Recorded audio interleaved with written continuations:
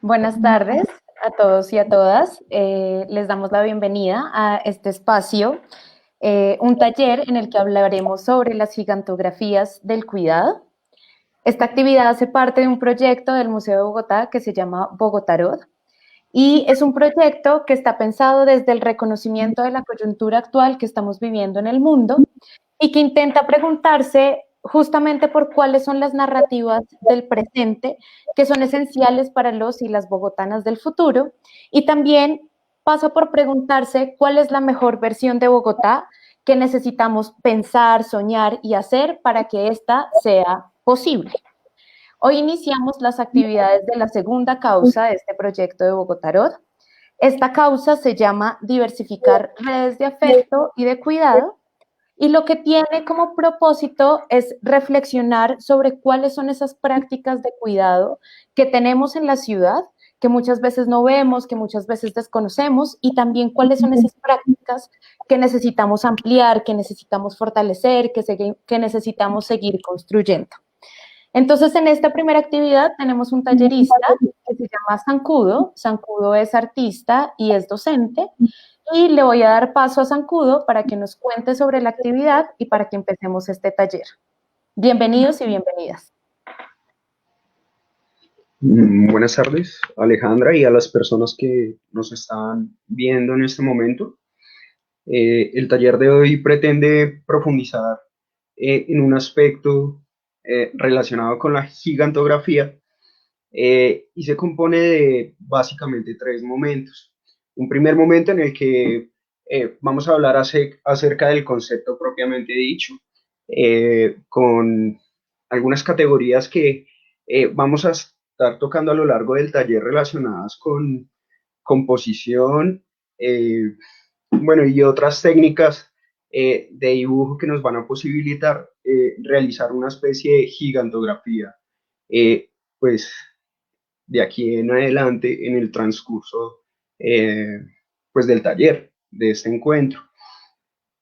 La idea es que primero podamos hablar de algunas personas que realizan gigantografía mural, generan piezas pictóricas de gran formato en diferentes países y en Colombia. En ese sentido, vamos a comenzar pues hablando propiamente del tema relacionado con la diversificación de las redes de afecto y de cuidado, que es el tema que nos propone en este caso el proyecto de Bogotarot desde el Museo de Bogotá. Y vale la pena hacer hincapié en cuáles son las características o cuáles son más bien los tipos de cuidado en los que hemos decidido profundizar en este caso. Entonces, antes que nada, le pido a las personas que estén asistiendo al taller que por favor piensen en las diferentes formas de cuidado con las que consideran que se han relacionado hoy en día bajo estas características principales.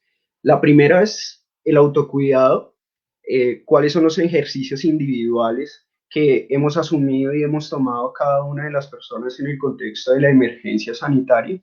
Eh, bueno, los medios han sido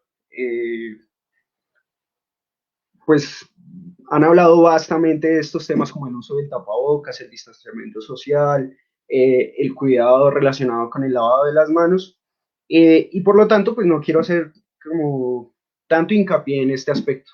Por el contrario, identificamos desde el proyecto tres formas de cuidado.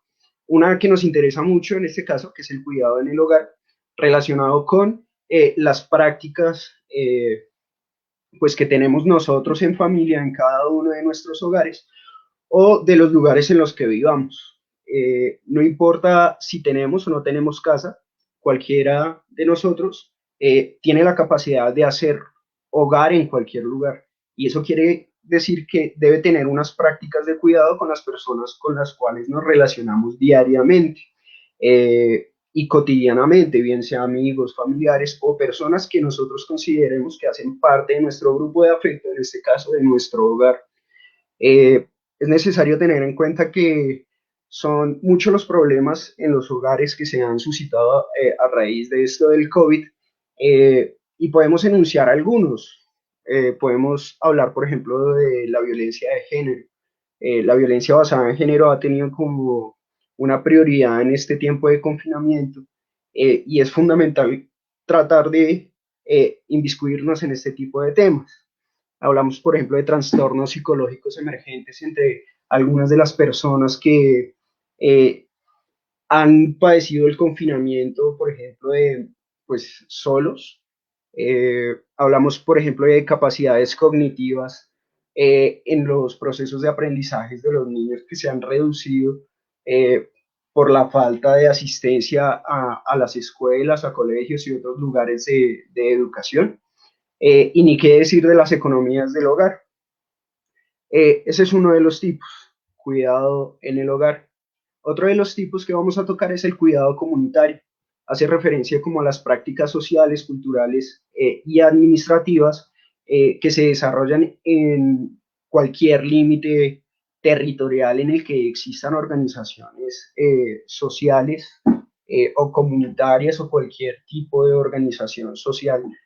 Eh, por ejemplo, barrios, localidades, en algunas ciudades comunas, para el caso de Bogotá, UPZs, por ejemplo, y hace referencia a todas las prácticas que relacionan a nuestros vecinos, con las cuales nos relacionamos con las diferentes personas que viven alrededor o que circundan nuestros hogares y que generan ciertos tipos de vínculos pues elementales para sobrellevar este tipo de problemas como el de la pandemia. Casos, por ejemplo, como el de las banderas rojas, hay que tocarlos. Cuando las personas en algunos de los barrios populares o de las periferias bogotanas, en un momento desesperado, cuando no había mercado, cuando no había alimentación en sus casas, colgaban una bandera roja y inmediatamente era un ejercicio de comunicación en el que muchos de los vecinos acudían a estas casas para dejar una libra de arroz, una libra de lentejas, para dejar diferentes insumos que posibilitaran a estas familias pues tener una vida digna en medio de este gran problema. Eh, Vamos a hablar también del cuidado público y en este caso vamos a hacer referencia a todos los esfuerzos que se relacionan con los derechos fundamentales o los derechos básicos de cada una de las personas con las funciones propias del Estado. En este caso, por ejemplo, los ejercicios de comunicación permanentes, las unidades de cuidados intensivos, las campañas de promoción de autocuidado, la realización de pruebas y de pruebas del COVID en cada uno de los barrios. Y por ejemplo, la apertura de unidades operativas para la protección de habitantes de calle, entre otras funciones que desde el punto de vista del cuidado público han intentado eh, pues reducir la cantidad de riesgos de la pandemia. Básicamente son estas cuatro formas de cuidado en las que nos interesa abordar en el encuentro, así que le pido a los asistentes que por favor escojan una, bien sea el autocuidado, bien sea el cuidado en el hogar, el cuidado comunitario o el cuidado público, con la intención pues de ver qué estamos pensando en relación a estas categorías y cómo nosotros, desde el punto de vista de las artes, podemos desarrollar un lenguaje que posibilite diversificar esas redes y ampliar los ejercicios de cuidado en cada uno de nuestros contextos. Este es nuestro primer paso entonces, escoger cualquiera de estas formas de cuidado para poder desarrollar una idea concreta que vamos a colocar posteriormente en un boceto. Listo. Partiendo de este hecho, vamos a hablar de qué es esto de las gigantografías y por qué tiene que ver este tema hoy en día con el cuidado. Partimos del hecho que pequeños detalles forman gigantes cambios y pues los invito a que pues se acerquen y pues veamos algunos ejemplos de lo que viene a ser una gigantografía y cómo la podemos relacionar en este caso con el tema primordial del cuidado.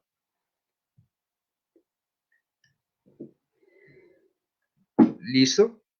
Les recuerdo el marco de este taller. Este taller pertenece al marco de Bogotarot, el proyecto del Museo de Bogotá.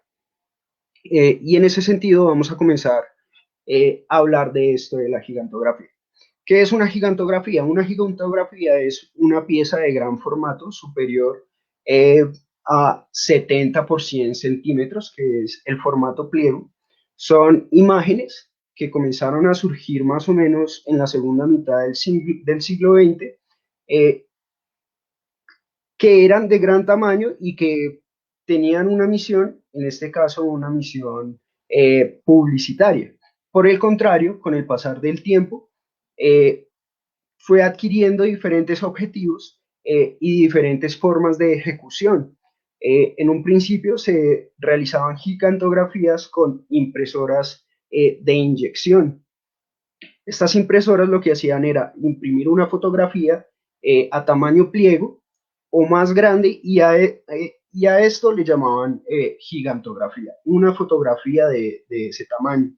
Sin embargo, con los avances y el desarrollo de las ciudades, los cambios arquitectónicos urbanísticos, se fueron desarrollando diferentes ejercicios de posicionamiento de imagen, entre los cuales se encuentra, por ejemplo, el graffiti y el muralismo, que es de lo que pretendo hablar hoy. Como la gigantografía también se convierte no solo en una fotografía de gran formato, sino también un conjunto de imágenes que pretenden hacer intervenciones concretas en superficies gigantes de las ciudades, en este caso, los muros de algunas edificaciones. Vamos a tocar algunos conceptos en el taller relacionados con la composición, la retícula y la escala. Si nosotros nos acercamos y vemos la imagen que se encuentra en pantalla, vemos una pequeña persona en la parte inferior derecha de la imagen. Si se fijan, es una persona que si la contrastamos con el tamaño de la pintura que está en la pared, eh, pues podríamos decir que se ve supremamente pequeña. Y es ahí donde podemos identificar qué es una gigantografía, en este caso, desde el punto de vista de la pintura mural. Vamos a ver, por ejemplo, en esta pintura de Aris, que es un artista español, una pintura del 2013, en la que aparecen en esta superficie algunas líneas propias de la arquitectura. Si ustedes se fijan, hay unas líneas paralelas que son verticales, otras líneas paralelas horizontales, que al vincularse generan lo que nosotros vamos a denominar como una retícula. En este caso son líneas imaginarias que nos posibilitan posicionarnos en el espacio, eh, pero particularmente en este caso, esas líneas no son tan imaginarias, sino que pertenecen propiamente pues, a la estructura propia del edificio.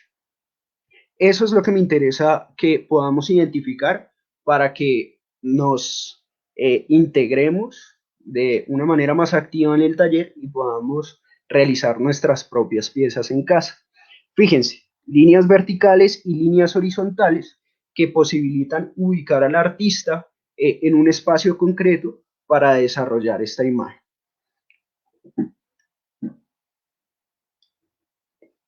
A continuación, tenemos la imagen de El Marian.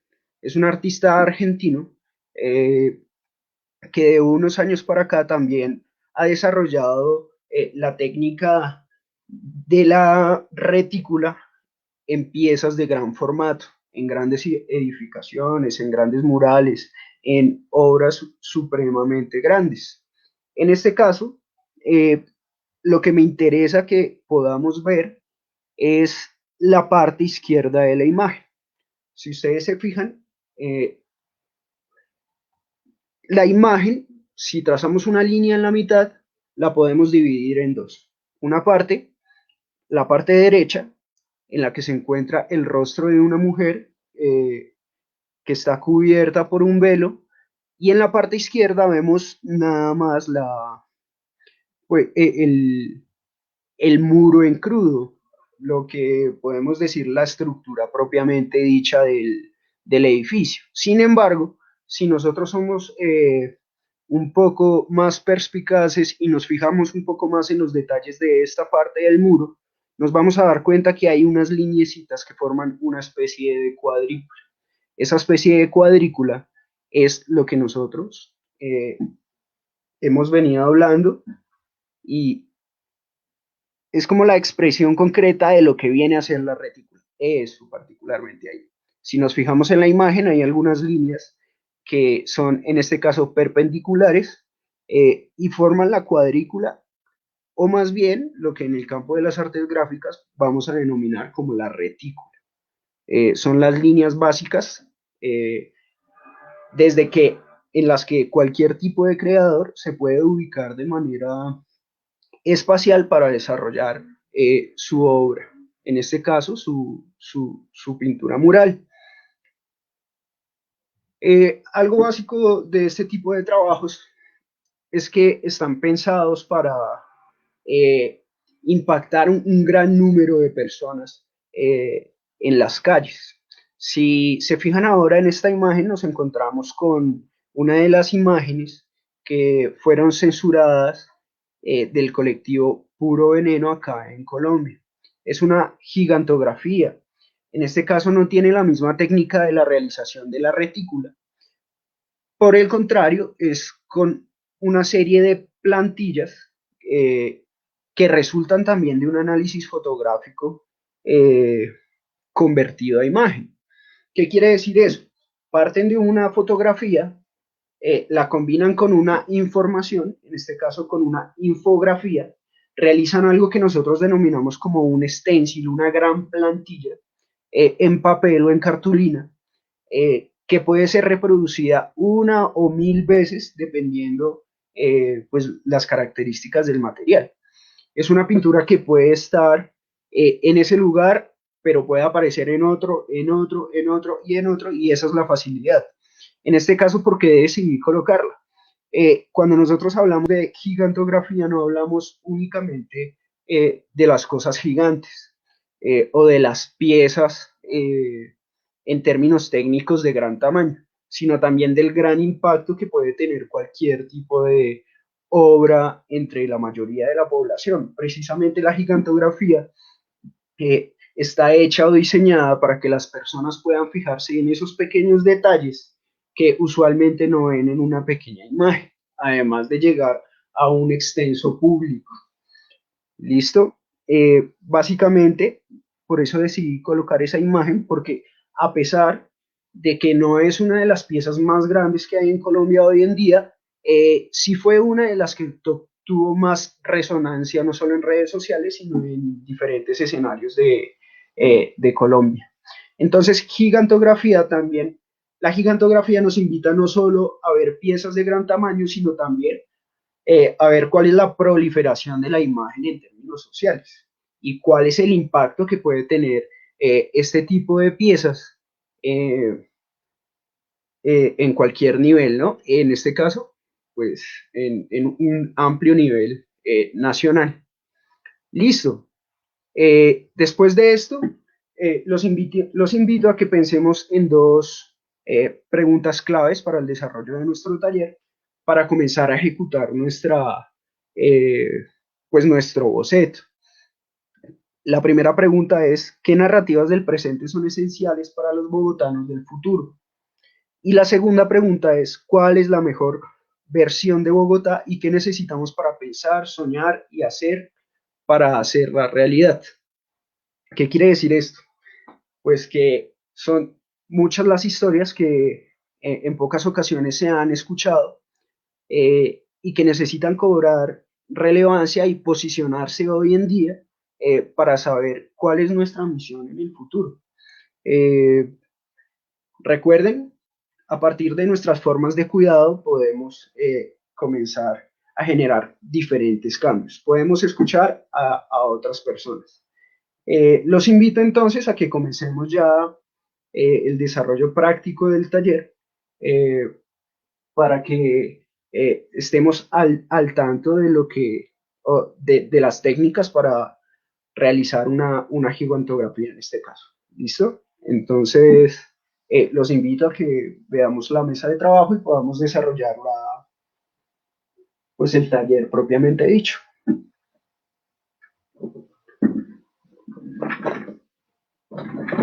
Listo. Nos vamos a ubicar acá en nuestra mesa de trabajo. Como les decía, ya hablamos del aspecto conceptual. Vamos a utilizar una de nuestras formas de cuidado para realizar nuestro boceto y vamos a requerir algunos de los materiales para realizar este dibujo. Entonces, primero, vamos a necesitar algo fundamental y son herramientas de medición que nos posibilitan pasar una imagen de pequeña escala a gran escala.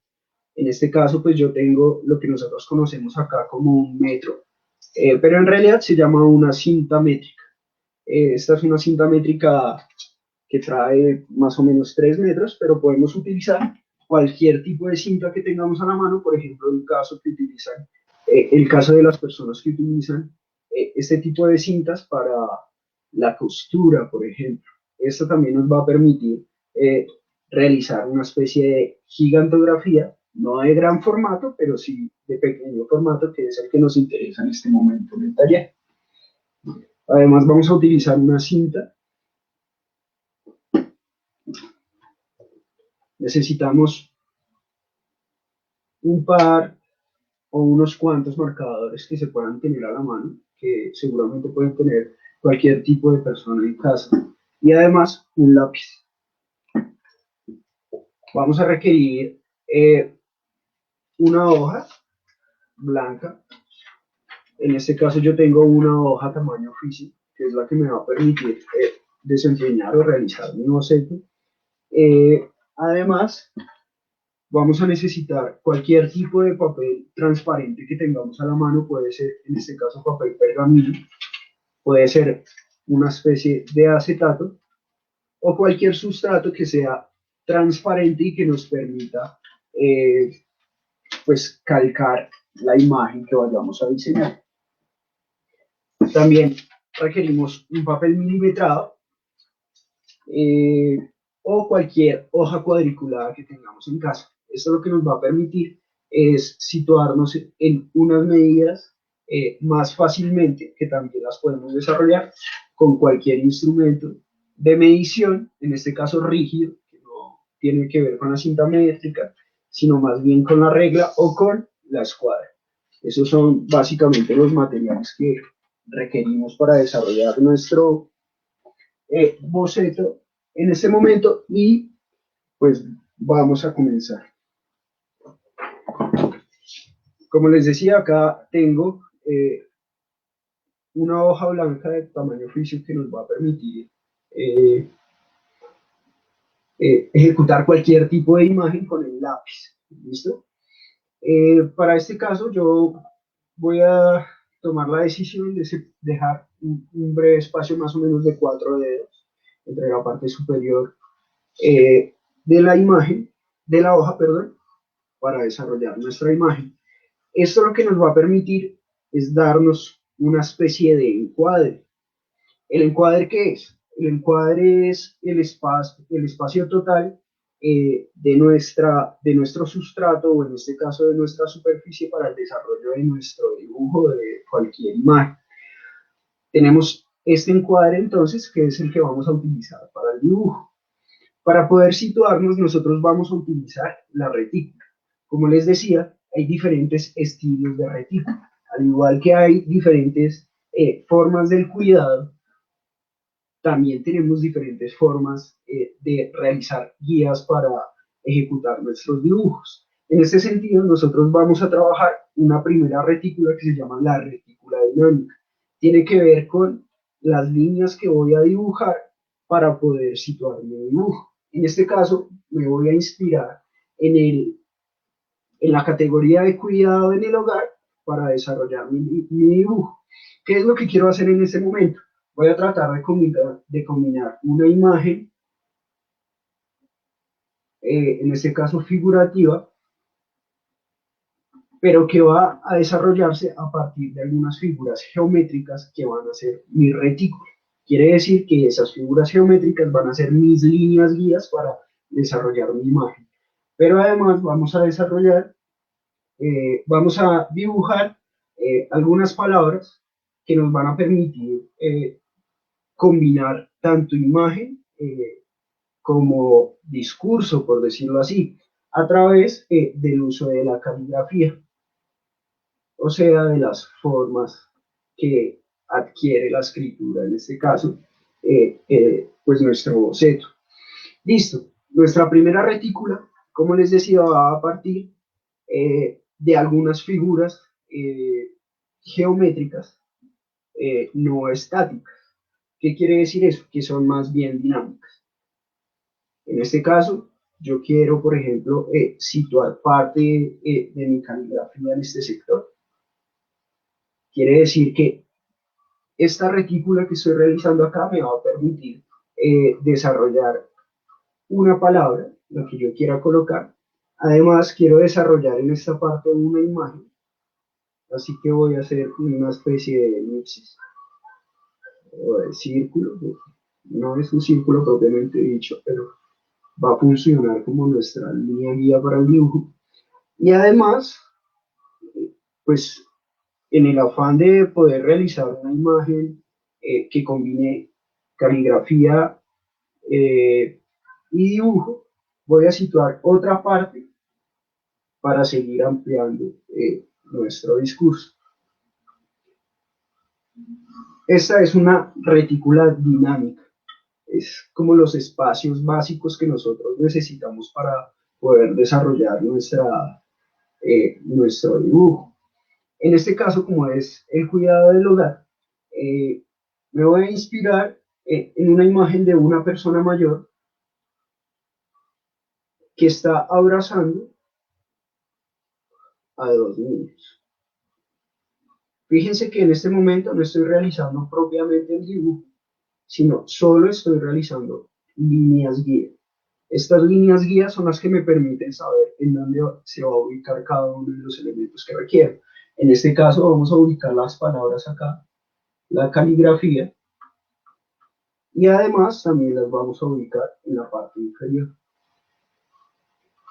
Es un estilo propio del cartelismo tradicional utilizar este tipo de formatos que vinculan las imágenes con las palabras. Si nosotros nos vamos, por ejemplo, al cartelismo de 1950, de 1960, en el contexto de la Guerra Fría, vamos a identificar que muchas de las piezas publicitarias intentaban ser imágenes muy concretas, muy básicas, que estaban acompañadas por una, dos o tres palabras de origen popular, por decirlo así, o más bien que no fuesen como tan técnicas con el ánimo de poder impactar un gran número de población. Bueno, en este momento, por cuestiones de tiempo, no vamos a poder desarrollar el diseño, o más bien el boceto. Sin embargo, eh, pues ya habíamos realizado algo similar. Como les decía, a partir de este mismo formato, pues yo pude desarrollar este diseño previamente. ¿Qué características guarda nuestro diseño? En términos temáticos, tiene una frase que dice, cuidar es crear comunidad. me inspiré en el cuidado en el hogar y además en el cuidado de la comunidad. Tiene una imagen, como les decía, de una persona mayor abrazando a dos niños, además compartiendo un plato de comida. Aparece la bandera roja, en este caso no se está ondeando ni se está izando, sino que la persona la está portando en su espalda. Y ese mismo color de la bandera roja es el mismo color del humo que sale de la olla, que vendría a ser el corazón, que nos da una especie como de relación o de vinculación entre el alimento y las formas de afecto, ¿no? Las formas, en este caso, del amor, de lo que significa, por ejemplo, compartir un alimento, compartir un plato, compartir una olla, bueno, en fin. Es básicamente esa la característica pues, del boceto. Listo. Como ya hablamos de la retícula dinámica, ahora vamos a hablar principalmente de la retícula, o más bien de la cuadrícula. Otra forma de retícula para poder ubicarnos en el espacio. Como les decía, nuestro formato es un formato de oficio al que yo le quité unos cuantos dedos con el ánimo de hacer caber posteriormente esta misma imagen en un formato de 70 centímetros por un metro. ¿Cómo lo vamos a hacer? En este caso colocamos nuestro papel pergamino sobre la imagen. Eh, para saber más o menos cuál va a ser el encuadre concreto.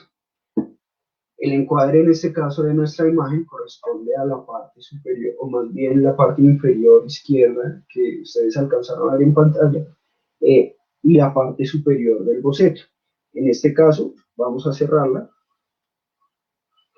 y este va a ser nuestro encuadre básico o elemental dentro de nuestro papel pergamino para realizar nuestra retícula o nuestra cuadrícula. Posteriormente vamos a ubicar nuestro papel. Fíjense, nuevamente tengo que hacer hincapié en esto porque es supremamente importante esto de las medidas y el inicio de los lugares en los que corresponde la medida.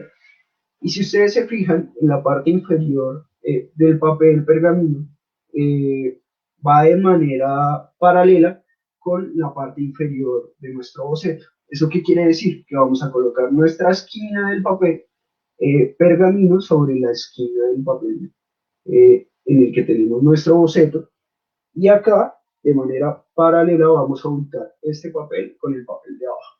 De la misma forma lo vamos a realizar eh, ahora sobre nuestro papel milimetrado o papel cuadriculado en caso de que lo tenga.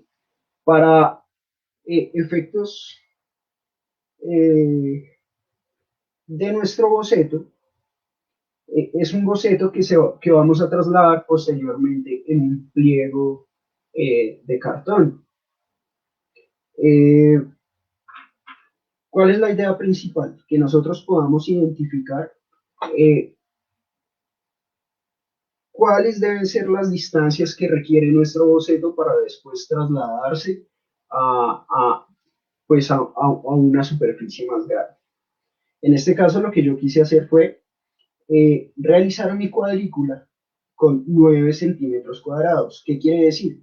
Que cada uno de los espacios de la cuadrícula debe tener 3 centímetros en cada una de sus líneas eh, paralelas. En este caso X y en este caso Y. Va a tener 3 centímetros cada uno de los sectores de nuestra cuadrícula. Y de esta manera voy a tratar de ocupar el espacio total que requiere mi boceto. ¿Qué quiere decir? Me adelanté un poquito el trabajo.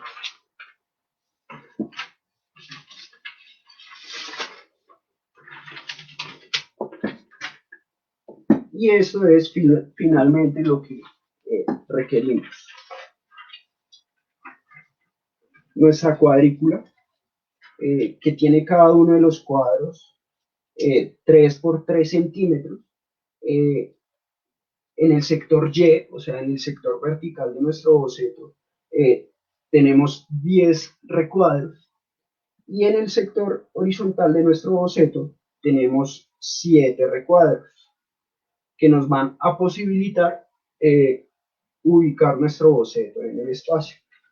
Si nos fijamos nuevamente y quitamos el papel milimetrado, en este caso no voy a colocar el borde de mi papel de manera paralela al boceto, sino que voy a colocar el borde del dibujo de nuestra retina con el borde del papel de nuestro boceto.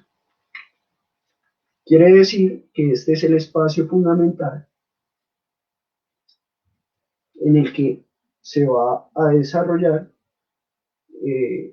nuestra imagen. Esto lo que nos permite es ubicarnos. Si nos fijamos,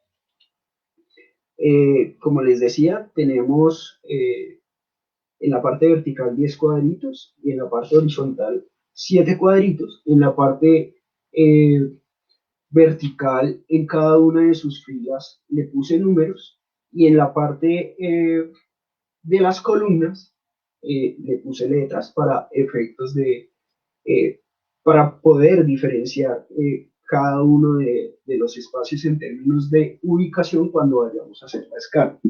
¿Cómo va a ser nuestra escala? En este caso, hablamos de cuadritos de 9 centímetros cuadrados, quiere decir que son de 3 por 3. Para que podamos hacer nuestra ampliación, vamos a utilizar pues un concepto fundamental que se utiliza en el campo de la geografía, por ejemplo, y es el concepto de la escala. Básicamente, de esta manera es que se desarrollan los estudios geográficos basados en la realización de mapas y de estructuras físicas de la Tierra. Nosotros lo vamos a denominar, en este caso, pues, la escala del boceto. 3 centímetros, esta parte, por ejemplo, 3 centímetros, en este caso, para realizar nuestra ampliación o nuestra gigantografía, ya se van a convertir en 10 centímetros según nuestra escala. Es decir, si en nuestro boceto en el papel, este cuadrito está compuesto por 3 centímetros por 3 centímetros, cuando lo vayamos a pasar al formato pliego, ya no, esa equivalencia ya no va a ser de 3 centímetros, sino va a ser de 10 centímetros. Básicamente, de esta manera funciona la retícula para generar figuras a escala. Listo. Después de esto, lo que vamos a hacer es ajustar bien nuestro boceto a eh, a la retícula, y ya estamos listos para seguir o continuar con el siguiente paso, que es trasladar nuestra imagen a un espacio más grande. Eh, ya podemos cambiarla. Nos vamos a situar ahora en nuestro formato, que vendría a ser más grande. ¿Qué es lo que vamos a hacer? Nuestra retícula, las líneas rojas que vemos en el boceto, ahora está en una superficie mucho más grande.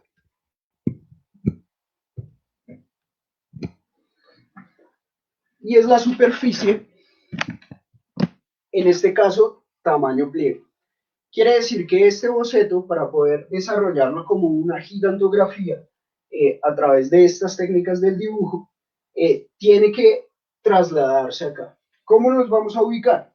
Nos vamos a ubicar, en este caso, por ejemplo, como les decía, habíamos colocado números y letras, y para situarnos en un cuadro, entonces, basta con decir, por ejemplo, fila 3,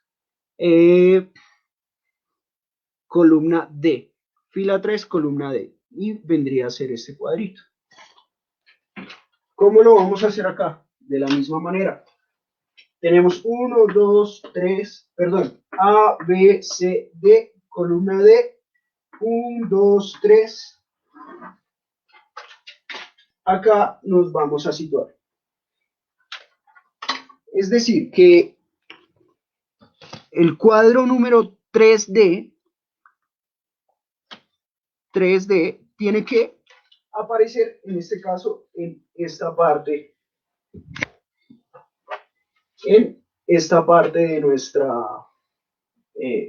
de nuestra superficie. Quiere decir que la parte,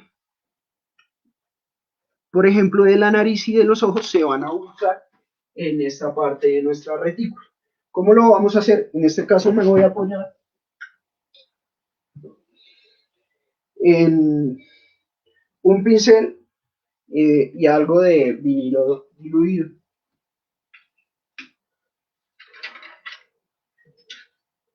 Es muy importante que siempre estén muy atentos de la ubicación porque eso puede generar como cambios fundamentales en la imagen. En este caso, como les decía, vamos a hacer, por ejemplo, la nariz de nuestro personaje que se ubica en esta parte y vamos a desarrollar la parte de los ojos. Este es nuestro personaje que representa el adulto mayor del cuidado en el hogar. Tenemos la ubicación y comenzamos a desarrollar después la ubicación del boceto sobre el sustrato. Es básicamente esa las características. La retícula lo que nos da es un acercamiento espacial. Sin embargo, considero que la habilidad del dibujante o de la persona que realiza el boceto es fundamental al momento de comprender este tipo de estructuras. Porque bien sea con retícula o sin retícula, algunas personas pueden hacer gigantografías porque tienen esta serie de guías en su cabeza. Son guías pues que para efectos de la enseñanza, pues en este caso sí se ven, las hice con pintura roja, si se dan cuenta, pero la idea es que cuando ejecutemos la imagen, este tipo de líneas no se vean tanto en el boceto. Por eso utilizamos, en este caso, pues papel. La idea es que ese tipo de líneas no aparezcan en nuestra imagen. Hay personas, por ejemplo, que colocan ese tipo de retículas con hilos tensados. ¿Qué quiere decir eso? Que no se toman el trabajo de dibujar, sino que ya tienen una malla, una retícula hecha con algunos hilos o con algunos tensores que permiten mantener la retícula permanentemente y poder pintar. Es básicamente eso. Eh, bueno, no voy a profundizar como tanto en el desarrollo de la pintura en este caso. Lo que sí les quiero decir es que hay que estar muy atentos siempre como al uso del espacio y a cómo podemos acercarnos de la mejor manera eh, pues a lo que quiere decir nuestro boceto y que también eh, tenga lo mismo que decir nuestra gigantografía.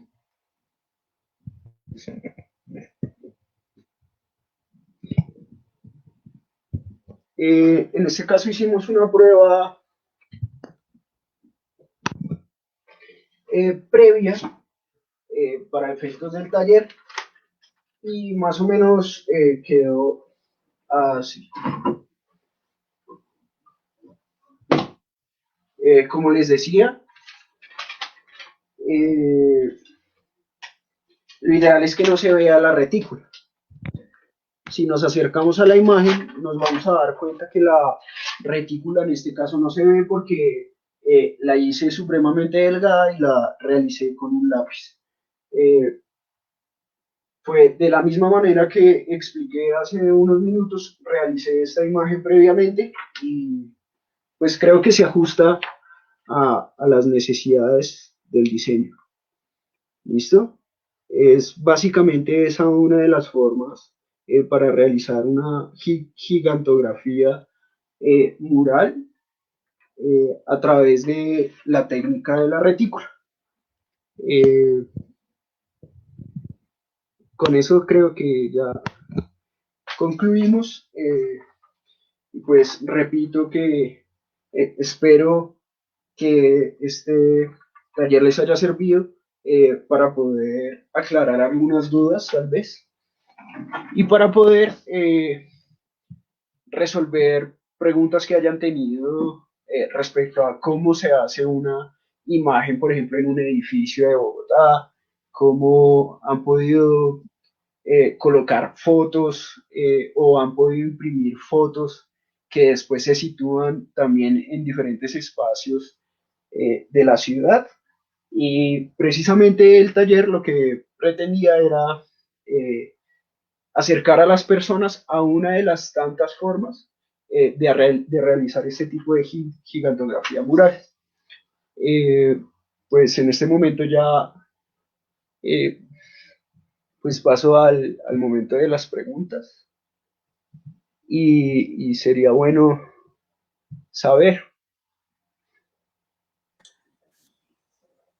Zancudo, si le parece, podemos proyectar el Jamboard para ver algunas de las respuestas a las dos preguntas que se habían planteado para el taller.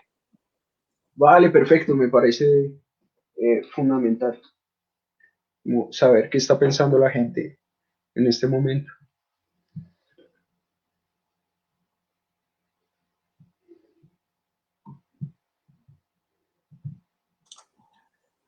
Acá tenemos tres ¿Sí? respuestas, ¿no? A la primera pregunta, ¿qué narrativas del presente son esenciales para los bogotanes del futuro? Contestan cultivar y cosechar alimentos por medio de la agricultura urbana.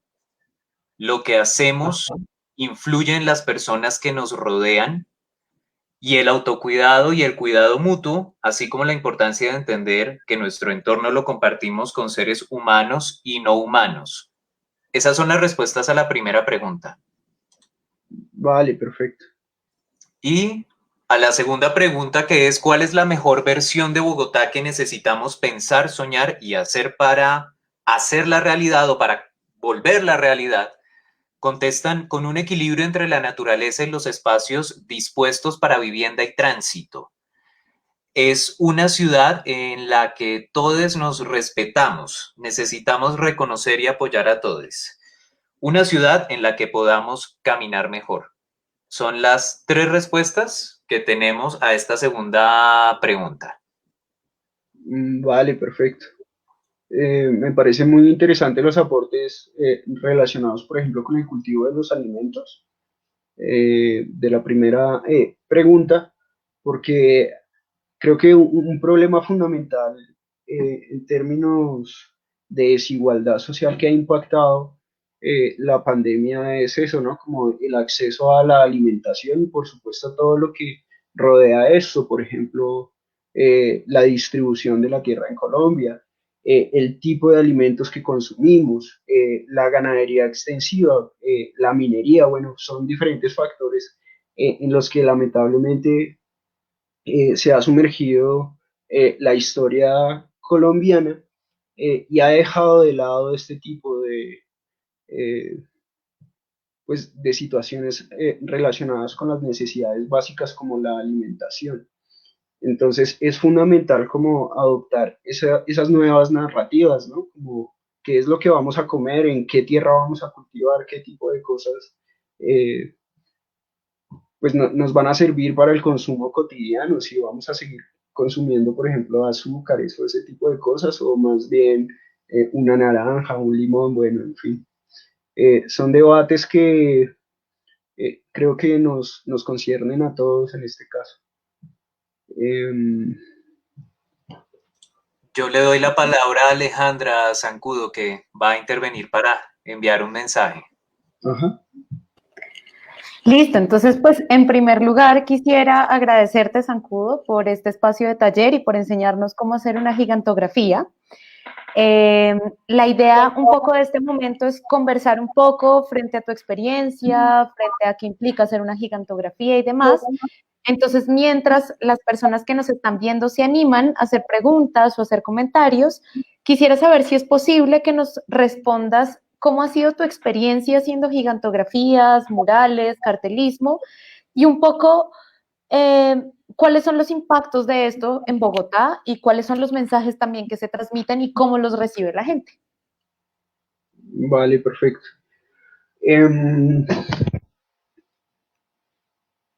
Algunas de las piezas en gigantografía que he podido, gigantografía mural, básicamente es lo que yo hago, eh, como grafitis a gran formato más bien, eh, tiene que ver con la necesidad de recuperar espacios que han estado abandonados por muchas de las personas.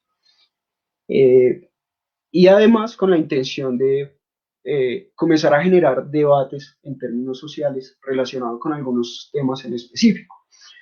Una de las piezas, por ejemplo, que aparece ahí en la galería del Museo de Bogotá invitando al taller, es una mujer que tiene, o más bien es la representación de la justicia en una mujer que tiene una vara de la salud, la que tiene la vara de la vida y de la muerte, la imagen tradicional de la salud, lo que está haciendo es enterrarse.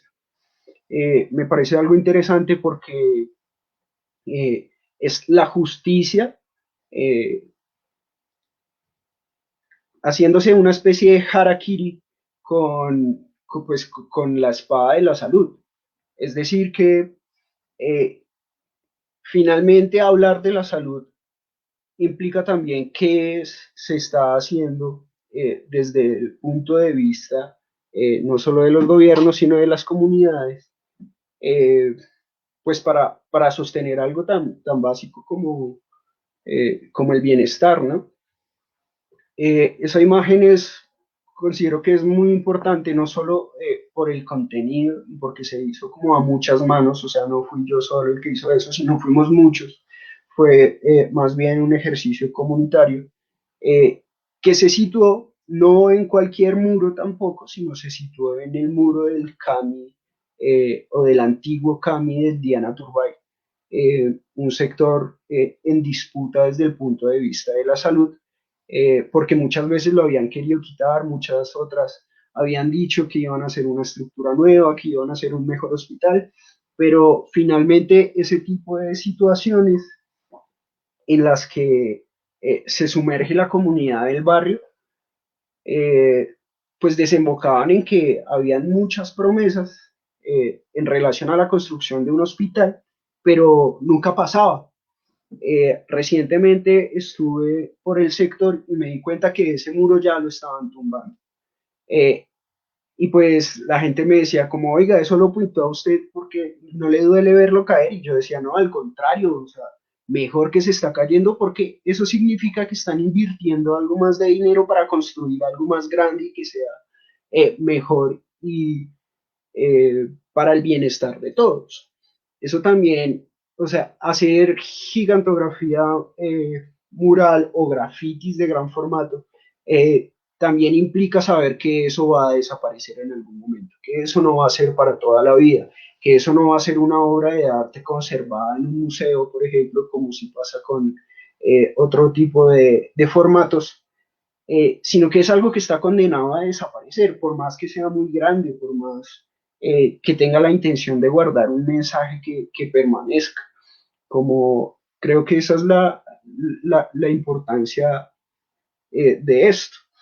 Eh, una de las partes en las que escribí la invitación al taller, creo que era la última, el último párrafo, decía también que la gigantografía no solo sirve para que la gente vea cosas grandes, sino para que algunas personas que dicen no ver algunas cosas las puedan ver. En este caso, por ejemplo, como la injusticia de la salud. ese es como uno de los precedentes más importantes como de los murales a gran formato que he podido realizar. A propósito que no son muchos tampoco. Hay otras experiencias que me parecen como muy bonitas en las que intento relacionar como ese concepto de lo gigante y del gran problema, como es básicamente eso lo que, pues lo que hago. Sankudo, tenemos una pregunta. Nos comentan que les parece muy interesante el taller, va a intentarlo en casa, y nos pregunta también, cuando se hace el boceto, ¿es necesario hacerlo con muchos detalles? Lo ideal es tener una imagen supremamente clara de lo que uno quiere desarrollar. Cuando nosotros no tenemos, o cuando recién estamos comenzando en el campo del dibujo, tendemos como a fijarnos mucho en esos detalles y a quedarnos mucho tiempo dibujándolos. Eso es bueno en algunos momentos, pero puede ser equivocado en otros. Es bueno precisar los detalles a los que les queremos dar importancia al momento de hacer una gigantografía para saber qué es lo que, en dónde debe situar el ojo del espectador, en dónde queremos que la persona cobre más, eh, pues se quede mirando fijamente un poco más de tiempo a diferencia de los demás elementos de la imagen.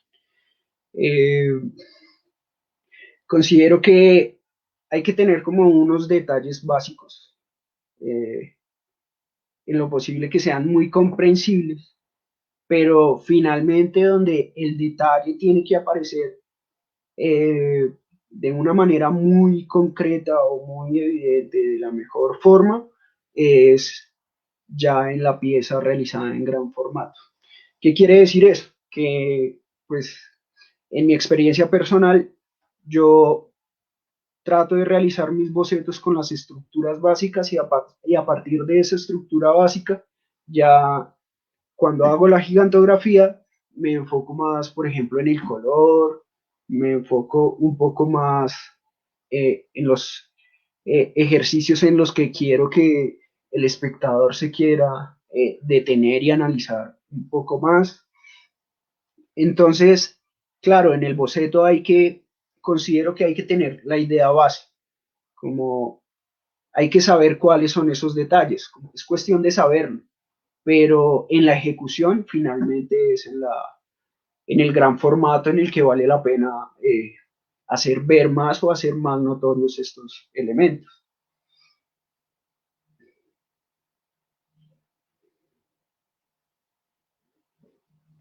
Súper, muchísimas gracias.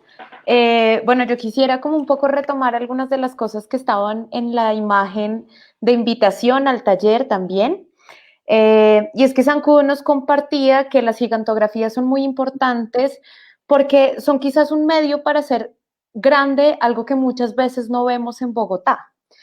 Incluso retomando un poco los objetivos de la causa, pensar en términos de cuidado, pues nos invita también a reconocer cuáles son esas redes de afecto que no hemos visto, cuáles son esas prácticas de afecto y de cuidado que no hemos visto o a las que no les prestamos mucha atención.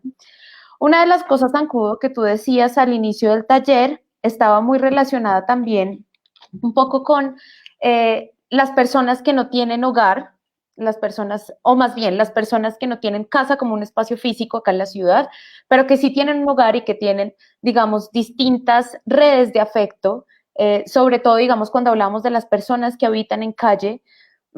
Quisiera preguntarte un poco más sobre esto, que nos contaras sobre qué implica, por ejemplo, la gigantografía en estos espacios, cómo se puede relacionar la gigantografía con esta práctica de cuidado que nos comentabas. No sé si es posible que nos amplíes la información. Son este tipo de piezas como se realizan, o sea, son diseñadas básicamente para que aparezcan en la calle. Usualmente también aparecen en lugares internos cuando son de pequeño formato.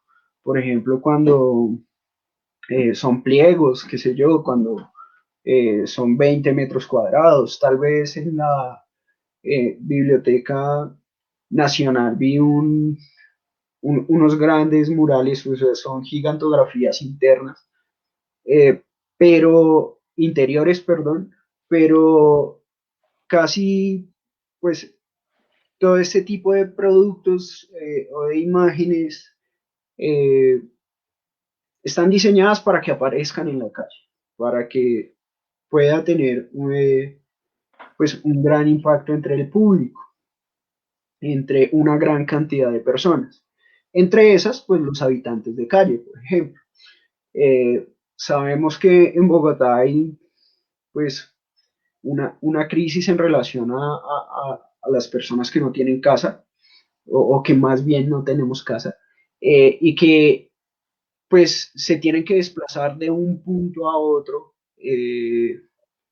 pues en múltiples ocasiones, personas que son itinerantes, que no tienen un lugar fijo, que están ahí como, por decirlo ahí, entre el vaivén del día a día, y son las personas que, desde mi punto de vista, más pueden validar este tipo de prácticas, como el grafiti o como el muralismo de gran formato.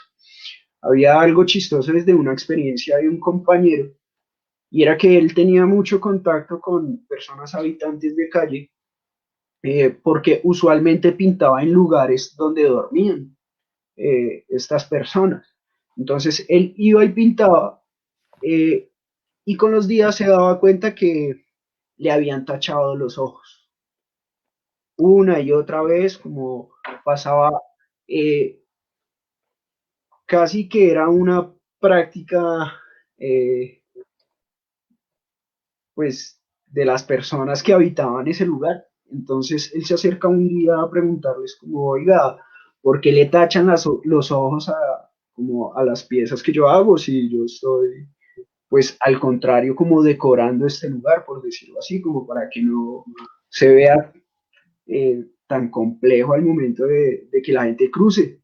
Y lo que decían estas personas era que esos ojos los intimidaban, que esos ojos eran como cámaras para ellos, como si en todo momento los estuvieran mirando, entonces que ellos no estaban de acuerdo con que él pintara esos ojos ahí en esos lugares.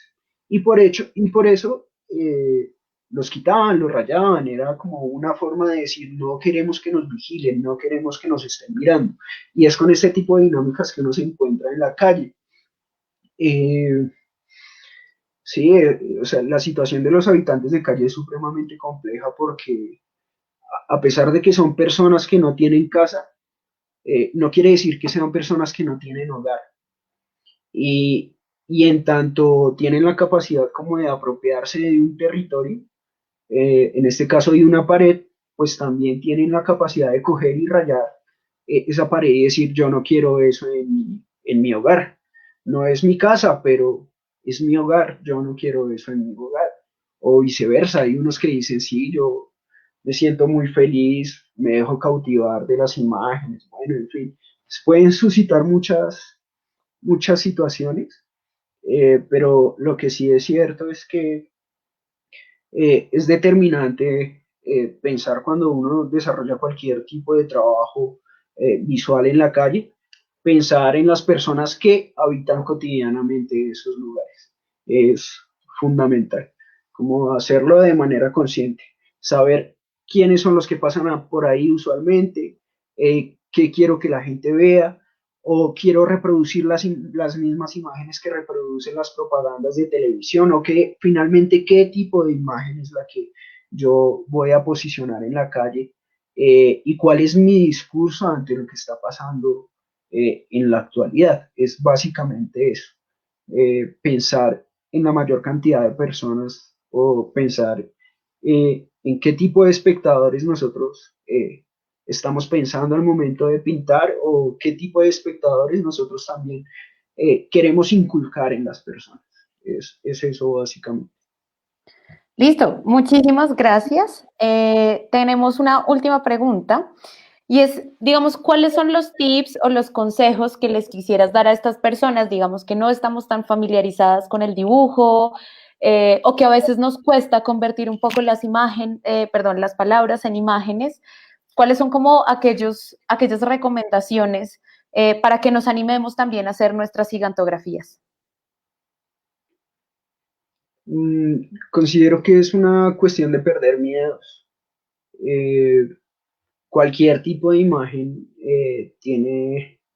es válida, o sea, eso es lo que permite esto, considero yo, como a diferencia, por ejemplo, de otros sectores del conocimiento, por ejemplo, como la ciencia, sectores, por ejemplo, como en los campos de la salud, bueno, en fin, qué sé yo, el campo de la expresión visual permite generar experiencias de todo tipo, experiencias impresionantes desde el realismo, por ejemplo, como experiencias a través de figuras muy básicas como pues el arte pop, qué sé yo.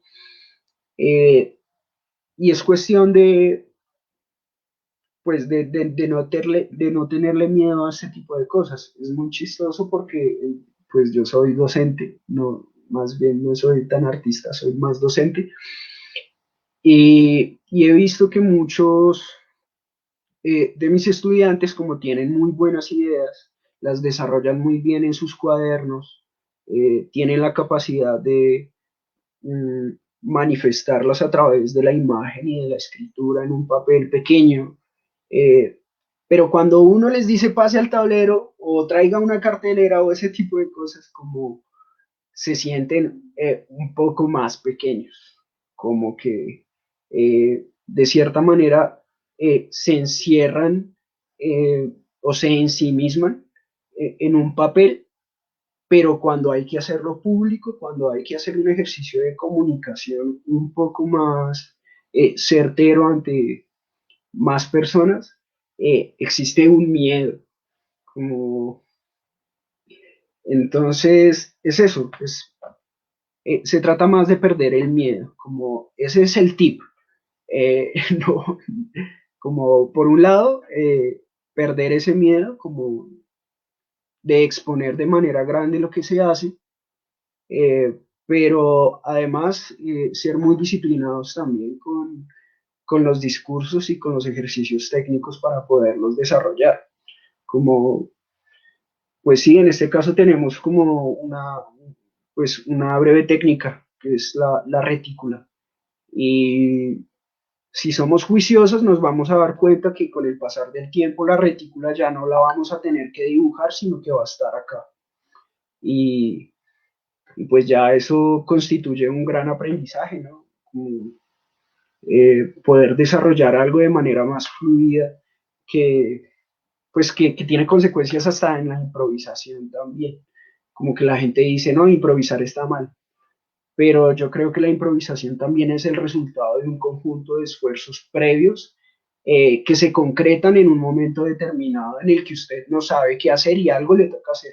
Y en ese momento, pues salen las grandes ideas, considero yo. Entonces, esa es mi invitación a improvisar un poco más también y a guardar disciplina en lo que quieran hacer, lo que sea, en este caso, pues dibujar.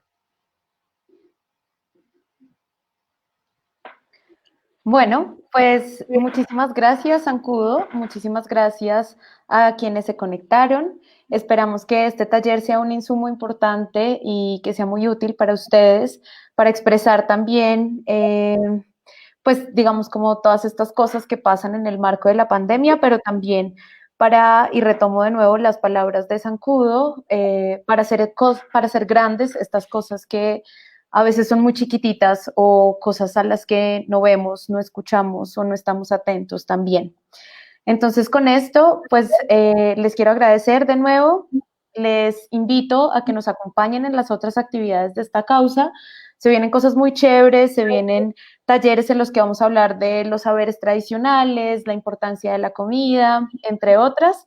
Entonces, pues nada, los invitamos a sumarse a esta segunda causa en www.bogotarot.com y los invitamos también a que nos envíen sus gigantografías y ya, eso es todo. Muchísimas gracias.